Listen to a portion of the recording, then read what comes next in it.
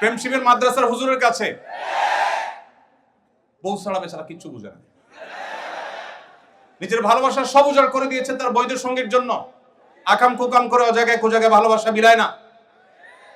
এদেশে যত আত্মহত্যা করেছে তরুণেরা অপরিণত বয়সে প্রেম নামক এই অবৈধ রিলেশন করতে গিয়ে, যত বাবা মায়ের বুক খালি হয়েছে, যত বাবা মায়ের সাথে সন্তানের সম্পর্ক নষ্ট হয়েছে, যত সন্তান ঘর ছাড়া হয়েছে, যত তরুণের পড়াশোনা ধ্বংস হয়েছে, যত তরুণের ক্যারিয়ার নষ্ট হয়েছে, যত মানুষের চাকরি জীবন ধ্বংস হয়েছে, যত সংসার ভেঙেছে, যত বাচ্চারা মা বাবার স্নেহ হারা হয়েছে, এই সবগুলোর জন্য তথাকথিত বিবাহ বহির্ভূত অবৈধ ভালোবাসার প্রমোটাররা আসামি।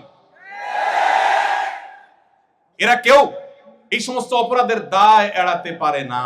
নবী সাল্লাল্লাহু আলাইহি ওয়াসাল্লাম বলেছেন, যে মানুষ, যে যুবক, যে তরুণ, যে মুসলমান নিজের দুই চোয়ালের মধ্যবর্তী অঙ্গ অর্থাৎ তার মুখকে এবং তার দুই পায়ের মধ্যবর্তী অঙ্গ অর্থাৎ তার সম্ভ্রমকে রক্ষা করতে পারবে, এগুলো সে হারাম পথে ব্যবহার করবে না, এই দায়িত্ব এবং গ্যারান্টি যে যুবক যুবতী, যে মানুষ নিবে, নবী সাল্লাল্লাহু আলাইহি ওয়াসাল্লাম বলেছেন কিয়ামতের দিন আল্লাহর কাছ থেকে জান্নাত পাইয়ে দেওয়ার দায়িত্ব আমি নিলাম। চ্যালেঞ্জ গ্রহণ করা যাবে ইনশাআল্লাহ। আল্লাহ আমাদেরকে তৌফিক দান করুন। পশ্চিমাদের ভালো জিনিসগুলো নেবেন, এই সমস্ত ফালতু জিনিস নেবেন না। আল্লাহ আপনাদের আমাদের সবাইকে হেফাজত রাখার তৌফিক দান করুন।